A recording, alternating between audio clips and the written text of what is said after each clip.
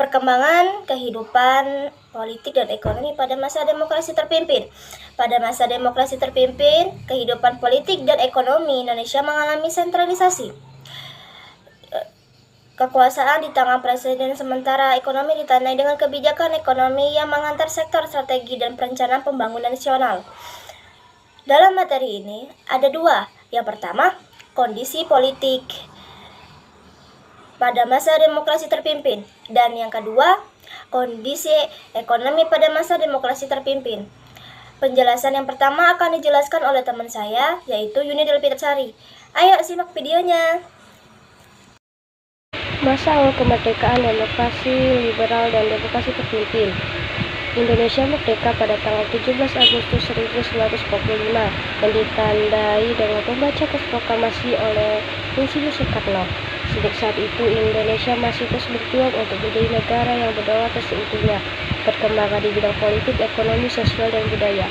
Indonesia kemudian dibagi menjadi 4 masa berikut. Di video bagian pertama ini akan dibahas kondisi di masa awal kemerdekaan, masa demokrasi liberal dan demokrasi terpimpin. Indonesia belum memiliki sistem pemerintahan dan administrasi wilayah yang jelas. Para pendiri negara kemudian segera membentuk lembaga pemerintahan dan kelengkapan negara. Dalam hal ini, PPKI menyelenggarakan rapat dan menghasilkan beberapa keputusan, di antaranya pengesahan UUD NRI 1945 dan pengangkatan Soekarno sebagai presiden dan Mohatta sebagai wakil presiden. Kondisi ekonomi Indonesia di masa awal kemerdekaan masih belum sangat stabil. Salah satunya karena inflasi dan blokade laut yang dilakukan oleh Belanda. Blokade laut ini menutup pintu keluar masuk kegiatan ekspor impor Indonesia dalam rangka menghadapi permasalahan ekonomi tersebut. Pemerintah melaksanakan program pinjaman nasional dan upaya diplomasi. Meskipun telah merdeka, Indonesia masih berjuang mempertahankan kemerdekaan karena Belanda ingin kembali menguasai melalui agresi militer. Pemberontakan dari dalam pun juga terjadi, misalnya pemberontakan PKI Madiun tahun 1948 dan pemberontakan DITI yang ingin mengubah bentuk negara Indonesia. Belanda akhirnya mengakui kedaulatan Indonesia secara utuh kecuali Irian Barat. Pada tanggal 27 Desember 1949, setelah pengakuan kedaulatan, Indonesia berubah menjadi Republik Indonesia Serikat atau RIS, yang terdiri dari negara-negara bagian. Namun bentuk negara RIS ini ternyata tidak sesuai dengan cita-cita persatuan bangsa Indonesia. Akhirnya RIS dibubarkan dan bentuk negara kembali menjadi Negara Kesatuan Republik Indonesia. Indonesia kemudian memasuki masa demokrasi liberal atau parlementer pada sistem ini. Pada sistem ini, Perdana Menteri yang berkuasa memimpin kabinet, sedangkan Presiden hanya sebagai lambang kesatuan. Landasan hukum yang digunakan adalah UUD sementara 1950. Kondisi perekonomian Indonesia saat itu masih mengalami banyak permasalahan, di antaranya adalah tingginya jumlah uang yang beredar dan meningkatnya biaya hidup. Salah satu upaya yang dilakukan pemerintah adalah kebijakan Guntur Syaifuddin, yaitu memotong uang yang bernilai 5.000 ke atas hingga nilai tinggal setengah. Melalui kebijakan ini, jumlah uang yang beredar dapat dikurangi. Perkembangan politik pada masa ini ditandai dengan beberapa peristiwa penting. Pertama, penyelenggaraan konferensi Asia di Afrika di Bandung, yang salah satu tujuannya adalah memajukan kerjasama antara negara-negara Asia Afrika. Lahir juga sebuah gerakan non-blok yang tidak memihak pada salah satu blok atau kubu dalam perang dingin. Kedua, deklarasi Juanda tahun 1957 yang menganut prinsip bahwa Indonesia adalah negara kepulauan dan laut di sekitarnya menjadi bagian wilayah Indonesia dan bukan kawasan bebas.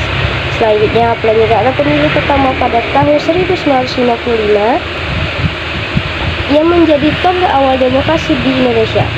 Namun, persaingan antara partai politik dan gonta-ganti kabinet menyebabkan kondisi politik dan keamanan menjadi tidak stabil. Berbagai pemberontakan juga masih terjadi di sejumlah daerah. Selanjutnya, Indonesia memasuki masa demokrasi terpimpin. Pada sistem ini, seluruh keputusan pemerintah berpusat pada kepala negara, yang saat itu berjabat oleh Presiden Soekarno. Masa demokrasi terpimpin berlangsung sejak dikeluarkannya Dekret Presiden 5 Juli 1959. Salah satu isi dekret adalah menetapkan kembalinya UUD 1945. Belanda masih belum menyerahkan Irian Barat kepada Indonesia. Berbagai upaya diplomasi dan konfrontasi pun dilakukan. Puncaknya Presiden Soekarno mengumandangkan Toikoara atau Toi Komandan Rakyat untuk membebaskan Irian Barat dan menyerang pasukan. Hal ini memaksa Belanda untuk melakukan perundingan. Akhirnya melalui penentuan pendapat rakyat atau TOP pada tahun 1969, Irian Barat berhasil menjadi bagian dari Indonesia. Pada masa demokrasi terpimpin terjadi penyimpangan terhadap UUD 1945. Di antaranya pengangkatan presiden seumur hidup, pembubaran DPR hasil pemilu, dan pengangkatan MPRS oleh presiden yang seharusnya dipilih melalui pemilu. Penyimpangan ini disebabkan oleh kekuasaan presiden yang sangat besar sejak tahun 1962. Indonesia dan Malaysia terlibat konflik karena Presiden Soekarno menolak pembentukan negara Federasi Malaysia dan dinilai akan mengancam kedaulatan Indonesia. Puncaknya Indonesia keluar dari PBB karena tidak puas dengan cara PBB menyelesaikan konflik tersebut. Kebijakan ekonomi dalam masa demokrasi terpimpin antaranya adalah pembentukan Deparnas atau Dewan Perencana Nasional dan penurunan nilai mata uang. Namun kondisi ekonomi tidak juga membaik. Anggaran negara mengalami defisit, harga barang dan bahan bakar juga terus naik. Selain itu terjadi peristiwa penculikan dan pembunuhan terhadap beberapa jenderal dan perwira angkatan darat yang dikenal dengan peristiwa G30 PKI pada tahun 1965. Hal ini membentuk kestabilan politik dan ekonomi di Indonesia. Yang kedua, kondisi ekonomi pada masa demokrasi terpimpin yang akan dijelaskan oleh teman saya yaitu Putri Dwi Agustin. Next video.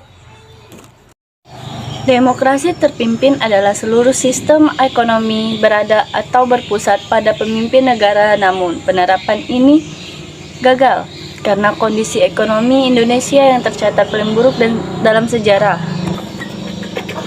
Keluarnya Dekret Presiden pada 5 Juli 1959 membuat Indonesia menjalankan sistem demokrasi terpimpin dan struktur ekonominya menjurus pada sistem etatisme atau segala-galanya diatur oleh pemerintah.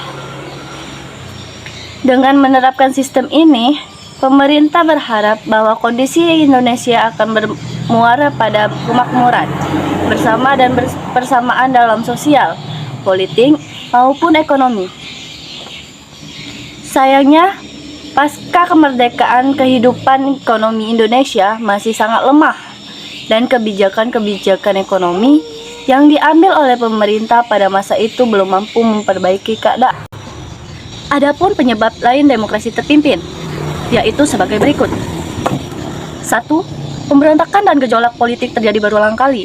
2. Karena Indonesia baru merdeka. Yang ketiga, perselisihan Indonesia dengan negara tetangga, yaitu Malaysia, serta negara bagian barat. Demokrasi terpimpin lebih difokuskan kepada sektor pemerintahan. Hal ini dapat dilihat dari kebijakan yang ditetapkan di masa demokrasi terpimpin. Pertama adalah kebijakan pembentukan Determinas atau Dewan Perancangan Nasional yang dibentuk tanggal 15 Agustus 1959 dan diketuai oleh Muhammad Yamin. Adapun beberapa tugasnya yaitu A. Menyusun rancangan undang-undang dan juga menilai hasil pembangunan selama 1 tahun setelah program dikerjakan. B. Menyusun rancangan undang-undang pembangunan nasional untuk tahun 1961 sampai 1969. 2. Pembentukan Badan Perancangan Pembangunan Nasional atau Bappenas. Bappenas diketuai oleh Soekarno. Tugas Bappenas yakni A. Menyusun rancangan jangka panjang dan rencana tahunan bagi pembangunan di tingkat nasional dan daerah. B. Mengawasi dan menilai pelaksanaan pembangunan. C. Menyiapkan serta menilai hasil kerja mandataris untuk MPRS. Kebijakan yang ketiga yaitu penurunan nilai uang atau devaluasi. Kebijakan ini diambil untuk membendung tingginya inflasi. Dengan devaluasi, diharapkan uang yang beredar di masyarakat berkurang. Selain itu, nilai rupiah meningkat. Kebijakan yang keempat yaitu deklarasi ekonomi atau DEKON dikeluarkan sebagai strategis untuk menyukseskan pembangunan yang dirancang Bappenas. Sayangnya, DEKON tak mampu mengatasi kesulitan ekonomi dan masalah inflasi. DEKON malah mengakibatkan stagnasi bagi perekonomian Indonesia. Kegagalan DEKON disebabkan A. Tidak terwujudnya pinjaman dari IMF sebesar 400 juta dolar ASA. B. Perekonomian terganggu karena pemutusan hubungan diplomatik dengan Malaysia. C. Konfrontasi dengan Malaysia dan negara-negara barat memperparah kemerosotan. Kebijakan yang terakhir atau kebijakan ekonomi yang kelima yaitu pelemburan bank. Presiden berusaha menyatukan semua bank negara dalam bank sentral. Lewat Perpres nomor 7 tahun 1965, didirikan bank tunggal milik negara. Bank tunggal milik negara berfungsi sebagai bank sirkulasi, bank sentral, sekaligus bank umum. Bank Indonesia adalah hasil pelemburan dari bank-bank negara seperti Bank Koperasi dan Nelayan, Bank Umum Negara, dan Bank Tabungan Negara. Tapi langkah ini memicu spekulasi dan penyelewengan dalam penggunaan uang negara, sebab saat itu belum ada lembaga pengawasan. Berikut ada tujuan dari ekonomi pada masa demokrasi terpimpin. Tujuan dalam pelaksanaannya, kebijakan ekonomi terpimpin berubah menjadi sistem yang bernama sistem lisensi. Dalam sistem ini, orang-orang yang dapat melaksanakan kegiatan perekonomian, terutama impor, hanyalah orang-orang yang mendapatkan lisensi atau izin khusus dari pemerintah. Kegagalan ekonomi pada masa demokrasi terpimpin. Terjadinya inflasi disebabkan banyaknya kebijakan pemerintah dalam membiayai proyek mercusuar dan adanya pencetakan uang baru tanpa penghitungan yang matang.